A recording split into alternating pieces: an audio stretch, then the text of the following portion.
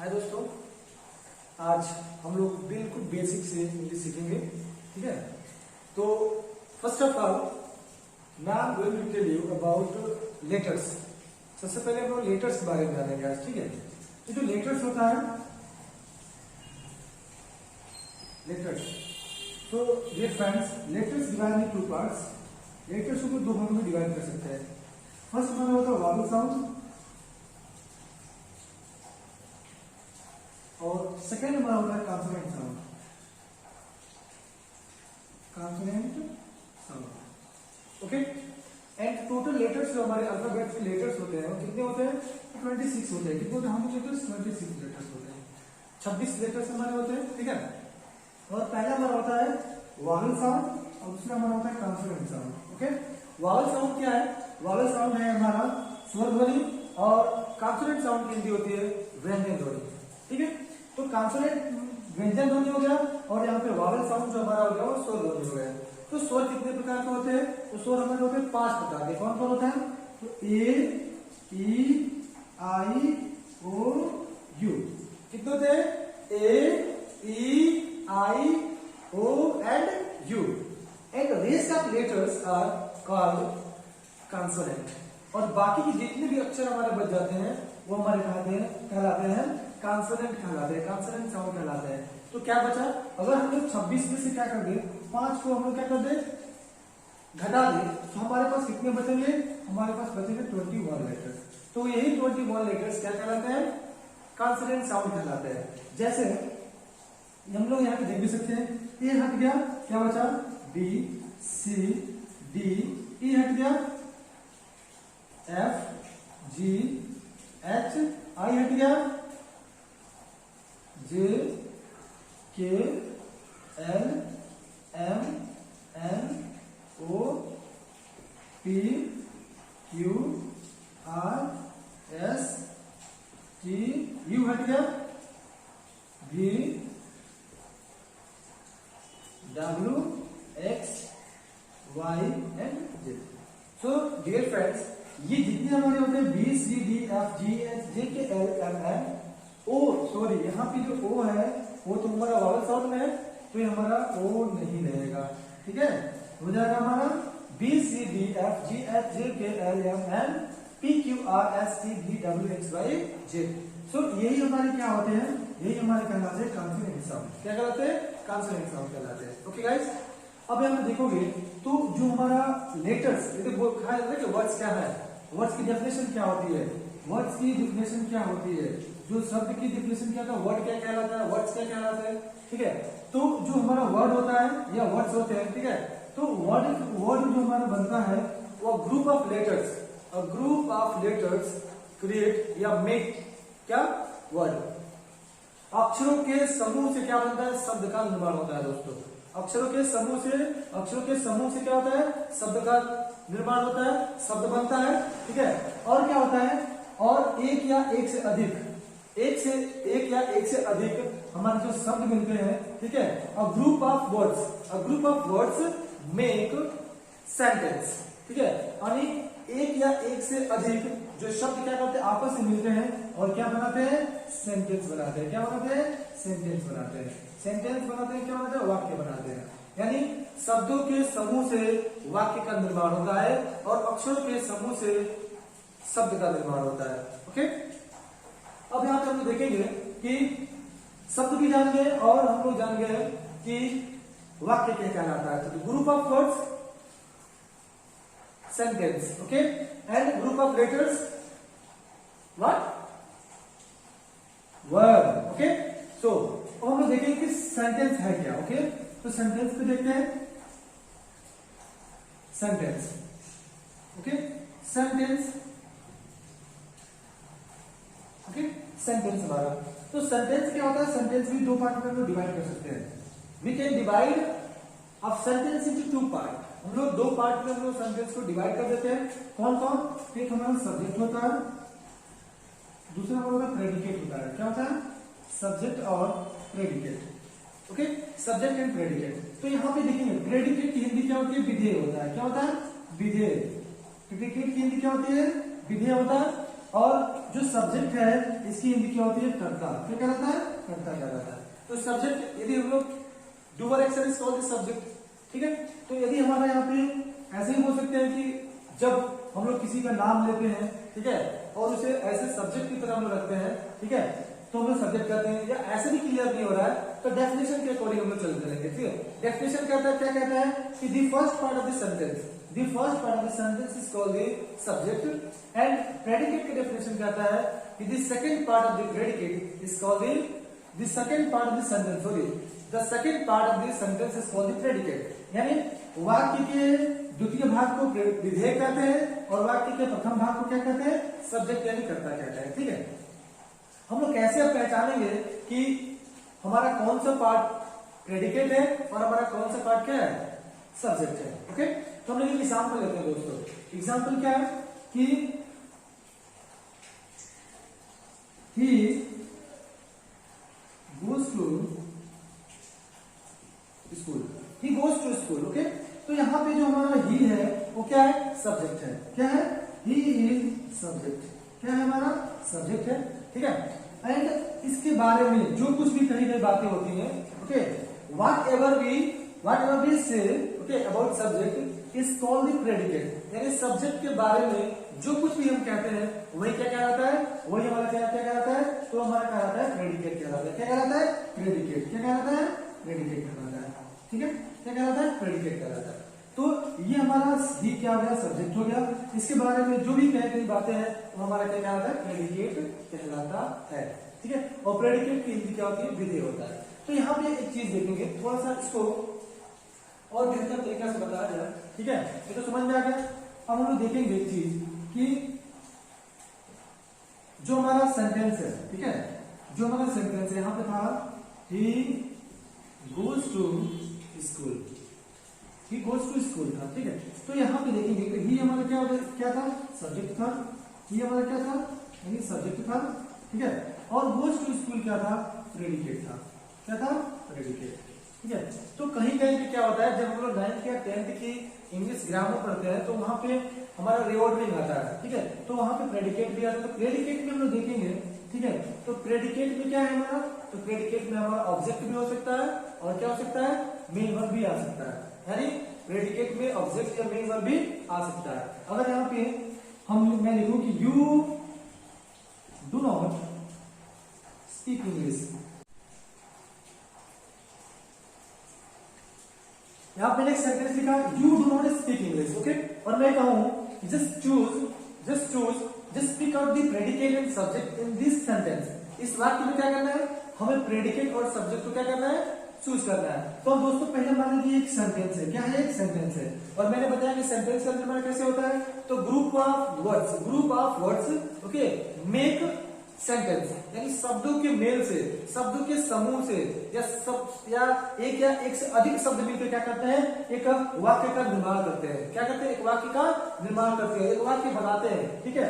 तो हमें क्या करना है, हमें इसमें से चूज करना है, पिक करना है क्या, तो सब्जेक्ट एंड प्रेडिकेट। तो मैंने बताया डेफिनेशन अभी जस्ट बताया था कि प्रेडिकेट का डेफिनेशन मैंने बताया। प्रेडिकेट का डेफिनेशन क्या था, प्रेडिकेट का डेफिनेशन क्या था दोस्तों, तो प्रेडिकेट का डेफिनेशन था कि प्रेडिकेट की हिंदी लिख देता हूं, प्रेडिकेट की हिंदी विधेय होता है। क्या होता है, विधेय। तो प्रेडिकेट का डेफिनेशन था the second part of the sentence is called predicate. यानी वाक्य के द्वितीय भाग को क्या कहते हैं, विधेय कहते हैं, प्रेडिकेट कहते हैं। और सब्जेक्ट का भी मैंने यहाँ पे लिखवाया था डेफिनेशन सब्जेक्ट का, ठीक है। तो सब्जेक्ट का यानी कर्ता, इससे क्या होता है, कर्ता होता है। दोस्तों क्या होता है, कर्ता। तो सब्जेक्ट का भी डेफिनेशन मैंने बताया था कि the first part of the sentence is called the subject. यानी वाक्य के प्रथम भाग को क्या कहते हैं, कर्ता कहते हैं। वाक्य के प्रथम भाग को क्या कहते हैं, कर्ता। और वाक्य के द्वितीय भाग को क्या कहते हैं, विधेय कहते हैं। तो यहाँ पे हमें क्या करना है, हमें यहाँ पे चूज करना है, we have to pick out, okay, in this sentence predicate and subject. हमें इस वाक्य में क्या करना है, प्रेडिकेट भी चूज करना है और सब्जेक्ट भी। तो हम डेफिनेशन के अकॉर्डिंग कर सकते हैं कि इसमें जो है 2 पार्ट्स है, एक हमारा सब्जेक्ट है। तो जो हमारा फर्स्ट पार्ट है वह सब्जेक्ट कहलाता है। तो यू हमारा क्या हो जाएगा, सब्जेक्ट हो जाएगा। क्या हो जाएगा, सब्जेक्ट हो जाएगा, ठीक है। और डू नॉट स्पीक इंग्लिश, दोस्तों डू नॉट स्पीक इंग्लिश क्या हो जाएगा, प्रेडिकेट हो जाएगा। क्या हो जाएगा, प्रेडिकेट हो जाएगा। क्या हो जाएगा, प्रेडिकेट हो जाएगा, ठीक है। तो ऐसे ही हम लोग को अगर ऐसे आ जाए कि pick out the subject and predicate in this given sentences. अगर कई वाक्य दिया गया तो उसमें से हमारा जो इंस्ट्रक्शंस है वो क्या है कि pick out the subject and predicate in this given sentences. इन दिए गए वाक्यों में से क्या करना है, प्रेडिकेट और सब्जेक्ट को चूज करना है, उसमें से पहचान करनी है कि कौन सा सब्जेक्ट है और कौन सा प्रेडिकेट है। तो हम डेफिनेशन के बारे में अच्छी तरह जानते हैं, और डेफिनेशन जब याद रहेगा तो we can choose, we can pick out subject and predicate very easy. हम लोग बहुत ही आसानी से इजीली हम लोग क्या कर सकते हैं, इजीली हम लोग क्या कर सकते हैं, प्रेडिकेट और सब्जेक्ट को चूज कर सकते हैं। ठीक है, तो एक बार और मैं बता दूं कि लेटर्स जो होते हैं, letters divide into two parts, letters को दो भागों में डिवाइड करते हैं, वॉवेल साउंड और कॉन्सोनेंट साउंड। वॉवेल साउंड में क्या क्या आता है, ए ई आई ओ यू, और टोटल लेटर्स क्या होते हैं 26 होते हैं। 26 में से 5 को घटा दो और जो जितने हमारे बच जाते हैं 21 बच जाता है। 21 लेटर्स हमारे क्या कहलाते हैं, कॉन्सोनेंट कहलाते हैं। क्या कहलाते हैं, कॉन्सोनेंट कहलाते हैं। तो ये जो अक्षर हो गया ना, अक्षर ए से और जेड तक, तो यही अक्षर मिलकर क्या करते हैं, शब्द का निर्माण करते हैं। क्या करते हैं, शब्द का निर्माण करते हैं, शब्द बनाते हैं। और शब्द क्या करते हैं, शब्दों के मेल से, यानी एक या एक से अधिक शब्द मिलकर क्या करते हैं, एक वाक्य का निर्माण करते हैं। क्या करते हैं, एक वाक्य का निर्माण करते हैं। यहाँ पे आप देख सकते हैं 1 2 3 4 5, a group of words make sentence. A group of words make sentence, यानी शब्दों के समूह क्या करते हैं, वाक्य बनाते हैं। शब्दों के समूह क्या करते हैं, वाक्य बनाते हैं। ठीक है, तो इसमें तो कोई दिक्कत है नहीं। फिर एक बात और थोड़ा सा हम देख लेते हैं। ठीक है, तो हम प्रेडिकेट की बात कर रहे थे, तो प्रेडिकेट में क्या होता है, प्रेडिकेट में हमारा क्या होता है, तो प्रेडिकेट में हमारा होता है मेन वर्ब भी होता है दोस्तों, मेन वर्ब भी होता है, मेन वर्ब भी होता है। ठीक है, मेन वर्ब भी होता है, और दूसरा क्या होता है हमारा, हेल्पिंग वर्ब भी होता है, सॉरी ऑब्जेक्ट भी होता है। क्या होता है, ऑब्जेक्ट भी होता है। ओके, ऑब्जेक्ट भी होता है। ओके, तो यहाँ पे देखिए ऑब्जेक्ट हमारा होता है, ऑब्जेक्ट क्या होता है, ऑब्जेक्ट क्या है हमारा, तो ऑब्जेक्ट भी हमारा क्या होता है, ये हमारा कर्म है। ठीक है, क्या है, कर्म है। इंग्लिश में इसको कर्म बोलते हैं, इंग्लिश में ऑब्जेक्ट बोलते हैं, हिंदी में इसको कर्म बोलते हैं। तो ऑब्जेक्ट भी क्या होता है, दो प्रकार के होते हैं। क्या होते हैं, दो प्रकार के होते हैं। एक हमारा क्या होता है, डायरेक्ट ऑब्जेक्ट होता है, डायरेक्ट ऑब्जेक्ट। दूसरा क्या होता है, इनडायरेक्ट ऑब्जेक्ट, डायरेक्ट ऑब्जेक्ट। और दूसरा क्या होता है, इनडायरेक्ट ऑब्जेक्ट होता है, इनडायरेक्ट ऑब्जेक्ट, इनडायरेक्ट ऑब्जेक्ट होता है।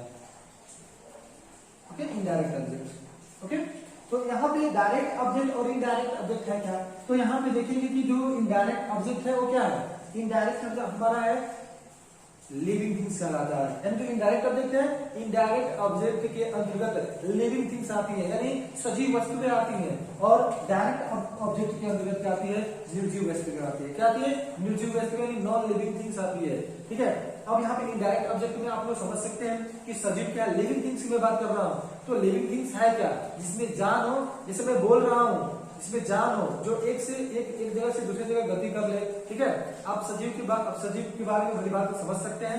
ठीक है, और यहाँ पे जो डायरेक्ट ऑब्जेक्ट है वो निर्जीव है। जैसे कि मेरे हाथ में एक मार्कर है, मैं आपसे पूछूं कि यह लिविंग थिंग्स या नॉन लिविंग थिंग्स है, तो आपका उत्तर क्या जाएगा, it is non living things. यह क्या है, निर्जीव है। ठीक है, अगर मैं पूछूं कि मैं कौन हूं, मैं क्या हूं, व्हाट एम आई या who am I, non living या लिविंग, तो आपका आंसर क्या आएगा कि sir you are living things. आप क्या है, आप एक सजीव है। ठीक है, तो वैसे ही हम देखेंगे यहाँ पे मैंने मेन वर्ब के बारे में बताया था। तो मेन वर्ब, यहाँ पे मेन वर्ब भी कितने प्रकार के होते हैं, तो दो प्रकार के होते हैं मेन वर्ब भी होते हैं। दो प्रकार के होते हैं मेन वर्ब होते हैं। कौन कौन होता है, तो एक होता है हमारा मेन वर्ब होता है, मेन वर्ब, एंड सेकेंड हमारा होता है हेल्पिंग वर्ब। क्या होता है, हेल्पिंग वर्ब।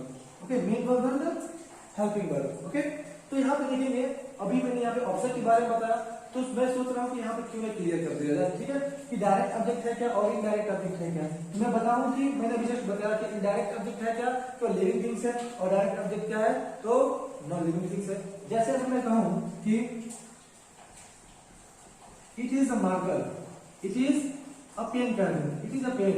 ठीक है, इट इज अ पेन, तो इसमें जो हमारा क्या बोलते हैं, पेन है, वो क्या है, ऑब्जेक्ट है। ये पेन हमारा क्या ऑब्जेक्ट है। फिर कौन सा ऑब्जेक्ट है, इस टाइप ऑब्जेक्ट है पेन, तो पेन हमारा कौन सा है, तो आप लोगों को पता है कि पेन क्या है, लिविंग है नॉन लिविंग है।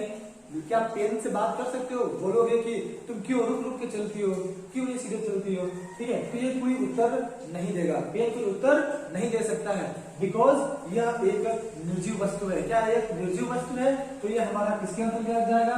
तो ये हमारा है डायरेक्ट ऑब्जेक्ट। क्या है? डायरेक्ट ऑब्जेक्ट है दोस्तों। क्या है? डायरेक्ट ऑब्जेक्ट है, ठीक है? क्या है? डायरेक्ट ऑब्जेक्ट है।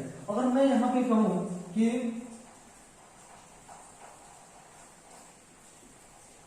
you give me a pen, you gave me a pen, you gave me a pen, ठीक है? या you beat me, सिंपल सा है, you gave me आपने मुझे दिया, तो यहाँ पे देखो, तो यहाँ मैं कर रहा हूँ you gave me आपने मुझे दिया, तो यहाँ पे जो me है वो कौन सा ऑब्जेक्ट हो जाएगा? यहाँ पे जो me है वो हो जाएगा इनडायरेक्ट ऑब्जेक्ट दोस्तों। क्या हो जाएगा? इनडायरेक्ट ऑब्जेक्ट हो जाएगा। क्या हो जाएगा? इनडायरेक्ट ऑब्जेक्ट हो जाएगा। क्या हो जाएगा? ये इनडायरेक्ट ऑब्जेक्ट हो जाएगा, ठीक है ना? मैंने जस्ट अभी बताया कि यह जो इनडायरेक्ट ऑब्जेक्ट है ये हमारा लिविंग थिंग्स के बारे में बताता है। किसके बारे में बताता है? तो लिविंग थिंग्स के बारे में बताता है। लिविंग थिंग्स की हिंदी क्या होती है? सजीव वस्तु के बारे में बताता है। क्या कहता है? सजीव वस्तु के बारे में बताता है। और जो डायरेक्ट ऑब्जेक्ट है वो नॉन लिविंग थिंग्स के बारे में बताता है, यानी नॉन मतलब नहीं और लिविंग मतलब होता है सजीव, यानी जो सजीव ना हो वो क्या कहलाता है? निर्जीव कहलाता है। क्या कहलाता है? निर्जीव कहलाता है, ठीक है? तो यहाँ पे मैंने बताया यहाँ पे पेन क्या है? ऑब्जेक्ट है। और कौन सा ऑब्जेक्ट है? तो यहाँ मैंने बताया ये डायरेक्ट ऑब्जेक्ट है। पेन कौन सा ऑब्जेक्ट है? तो ये है डायरेक्ट ऑब्जेक्ट। क्या है दोस्तों? डायरेक्ट ऑब्जेक्ट है, ठीक है? और हम यहाँ पे कहे कि ये मी क्या है? तो मी हमारा क्या था? मी हमारा इनडायरेक्ट ऑब्जेक्ट था, क्योंकि यहाँ पे लिविंग थिंग्स के बारे में बता रहे हैं, ठीक है? तो ये तो हमारा रहा ऑब्जेक्ट था कि ऑब्जेक्ट कितने प्रकार के होते हैं? तो there are two kinds of object. हमारे ऑब्जेक्ट दो प्रकार के होते हैं, डायरेक्ट ऑब्जेक्ट और इनडायरेक्ट ऑब्जेक्ट, ठीक है? नेक्स्ट हमारा हेल्पिंग वर्ब, और हम लोग मेन वर्ब के बारे में जानेंगे। तो मेन वर्ब भी हमारा कितने प्रकार का होता है? दो प्रकार का होता है। अभी मैंने बताया कि जो हमारा वर्ब है, ठीक है, अगर यहाँ पे वर्ब रहे तो वर्ब भी कितने प्रकार का होता है? दो प्रकार का, मेन वर्ब और हेल्पिंग वर्ब। और मेन वर्ब भी हमारा कितने प्रकार का होता है? दो प्रकार का होता है। कौन कौन होता है? तो हमारा होता है, जस्ट बता दिया यहाँ पे, मेन वर्ब और हेल्पिंग वर्ब। मेन वर्ब और helping verb, okay? Main verb को हम लोग क्या कह सकते हैं? मुख्य क्रिया। कहीं कहीं प्रिंसिपल वर्ब भी हम लोग पढ़ते थे जब हम लोग we used to study in class 4th or 5th, तो हम लोग प्रिंसिपल वर्ब के बारे में बड़ा पढ़ाया था, मुख्य क्रिया के रूप में, मतलब मुख्य क्रिया के बारे में बताया जाता था। हम इसको लेक्सिकल वर्ब कह सकते हैं। It's a new word, lexical verb. हम इसे लेक्सिकल वर्ब भी कह सकते हैं कि जो मेन वर्ब को है लेक्सिकल वर्ब कहा जा सकता है। तो मेन वर्ब है क्या? जैसे to laugh, to play, to wheat,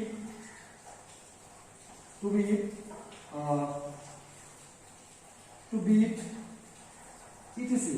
ये सारे हमारे क्या कहलाते हैं? मेन वर्ब कहलाते हैं, ठीक है? क्या कहलाते हैं? Main verb.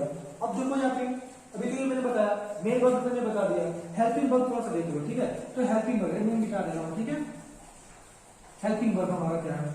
तो दोस्तों हेल्पिंग वर्ब मैंने बताया कि हेल्पिंग वर्ब के बारे में जानेंगे, ठीक है? देखो हेल्पिंग वर्ब को एक्सिलरी वर्ब भी कहते हैं, ठीक है? तो हेल्पिंग वर्ब को हम लोग एक्सिलरी वर्ब भी कहते हैं, ठीक है? Helping verb, helping verb. तो हेल्पिंग वर्ब हमारा है, तो हेल्पिंग वर्ब हमारा कितने होते हैं? तीन। हमारा हेल्पिंग वर्ब तीन प्रकार के होते हैं। कौन कौन होता है? तीन प्रकार का। कौन कौन होता है हमारा हेल्पिंग वर्ब? तीन प्रकार का होता है।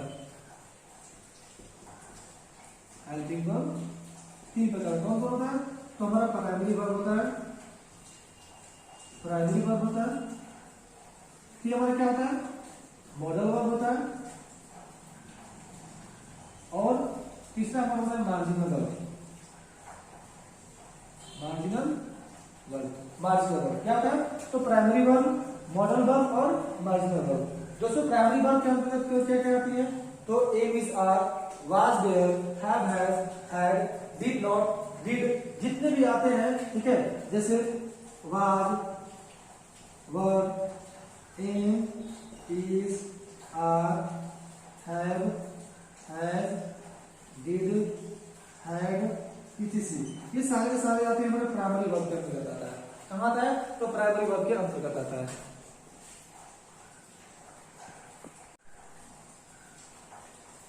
प्राइमरी वर्ब के अंतर्गत आता है was, were, am, is, are, have, did, had और इट, ये सारे प्राइमरी वर्ब के अंतर्गत आते हैं। मॉडल वर्ब के अंतर्गत क्या क्या आता है?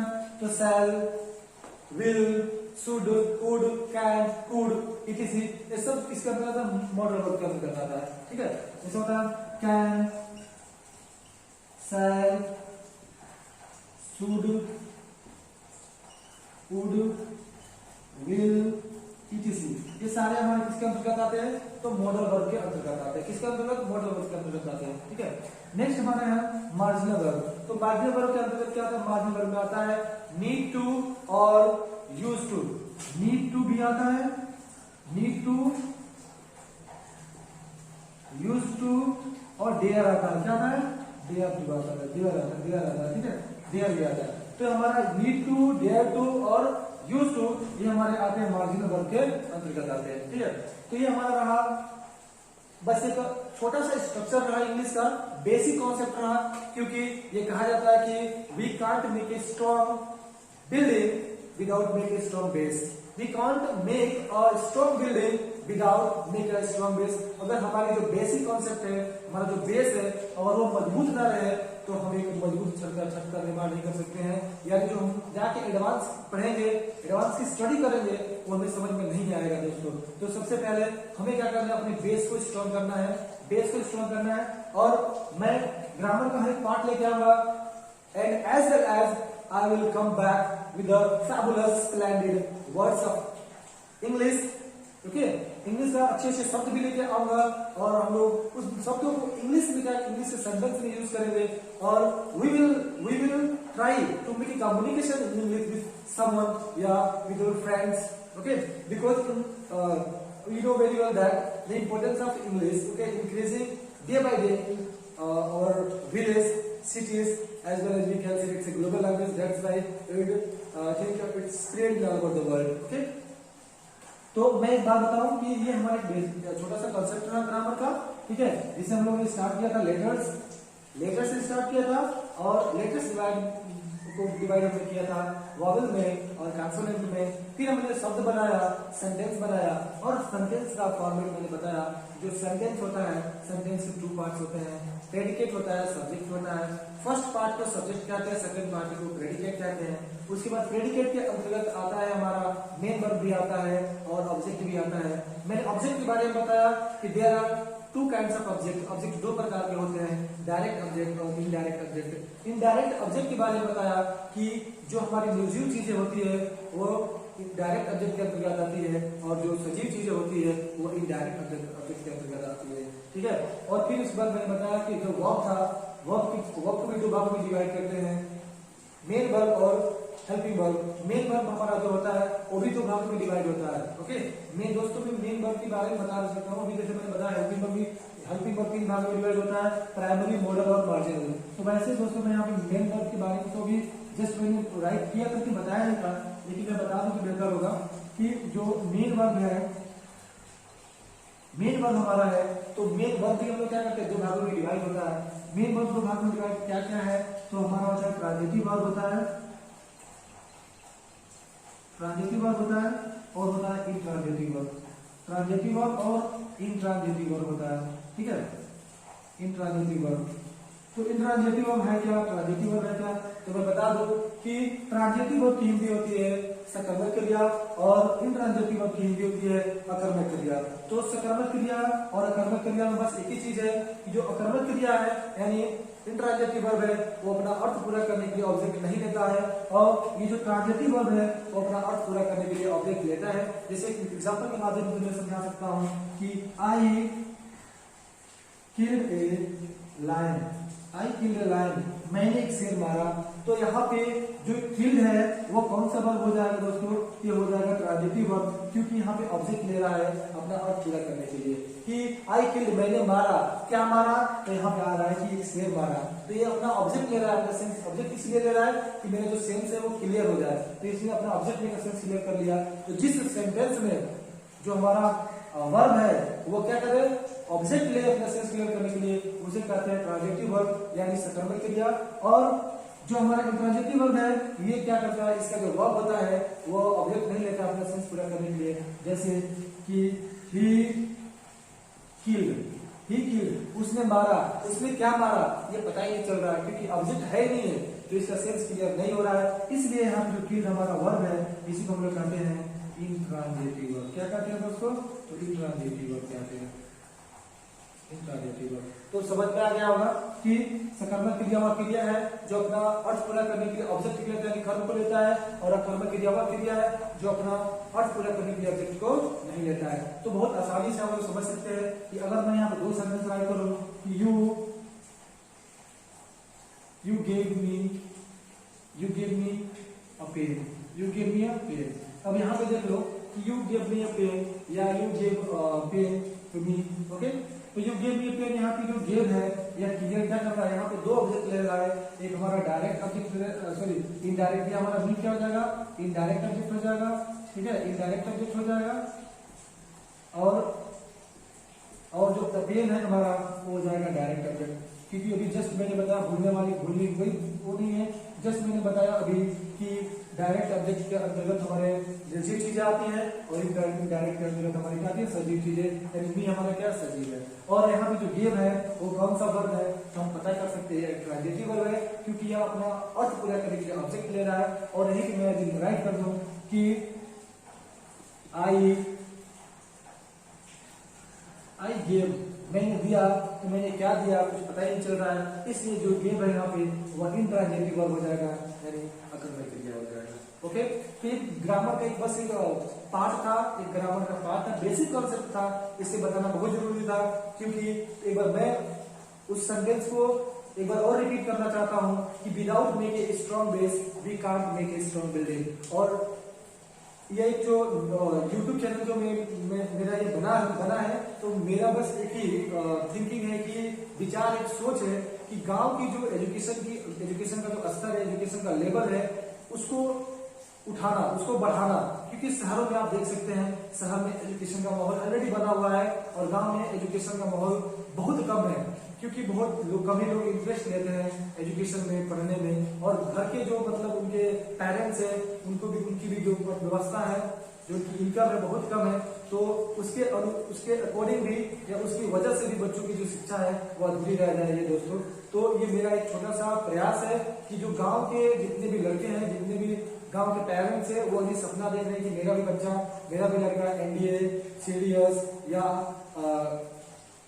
एयरफोर्स या नेवी या coast guard, SSR, MR, NMR में जाए और मेरा नाम रोशन करे, अपने देश का नाम रोशन करे। तो उनके लिए एक मेरा छोटा सा प्रयास है कि उनके लिए मेरा छोटा सा प्रयास है कि उन सभी चीजों के लिए मैं उनका मार्गदर्शक बनूं और उन सभी चीजों के बारे में बताऊं कि कैसे आप एनडीए एयरफोर्स में जा सकते हैं, कैसे एयरफोर्स में जा सकते हैं, एनडीए को की तैयारी कैसे कर सकते हैं। क्योंकि हम जब छोटे थे तो हमें इन चीजों के बारे में था। आई मैं also boy belong to the village, में ही एक लड़का हूँ, गांव से बिलोंग करता हूँ। तो मैं अपनी बात, it's not a hypothetical story, it's a real story in my life, of my life. ये मेरी जिंदगी की और जिंदगी में की सबसे मतलब एक सच्ची कहानी है। जब हम लोग छोटे थे तो हम लोगों को इन सभी चीजों के बारे में बताने वाला नहीं था दोस्तों। अभी आज हम लोग जब तक हम लोग इस चीज को समझ पाते, जो हमारा एज था वो मतलब वो बहुत दूर चला गया है। But any how, but you don't worry and I am not also worry, मैं भी चिंतित नहीं हूँ, क्योंकि मैं एक होता है ना कि जब इस रास्ते पे उतर गए हैं तो मंजिल को भी पाएंगे, जब तक तोड़ेंगे नहीं तब तक छोड़ेंगे नहीं। ठीक है दोस्तों, तो मैं यही कहूंगा कि आप लोग जो गांव के एजुकेशन लेवल है, एजुकेशन स्तर है, उसको बढ़ाइए। गांव के जितने भी गार्जियन हैं, बड़े बड़े लोग हैं, उनको मोटिवेट करिए एजुकेशन के प्रति। उनकी बोलिए कि अपनी जरूरतों को कम करिए, बच्चों को पढ़ाइए, अपनी जरूरतों को कम करके बच्चों को अच्छा से अच्छा एजुकेशन दीजिए। ठीक है, कि आने वाले समय में वो बच्चा बड़ा होकर और एयरफोर्स, नेवी या कोस्ट गार्ड या एमआर में या एनडीए या सीडीएस जैसे एग्जाम को बीट करके और अच्छा अधिकारी या कोई सैन्य पद पर जाकर और अपने देश का और आपका नाम रोशन करे। Okay, thank you. और आप लोग ये मेरा नया चैनल है, अब मैं आशा करता हूं कि आप इस चैनल को ज्यादा से ज्यादा सब्सक्राइब करें और लाइक करें और अपने दोस्तों के पास शेयर करें। जय हिंद।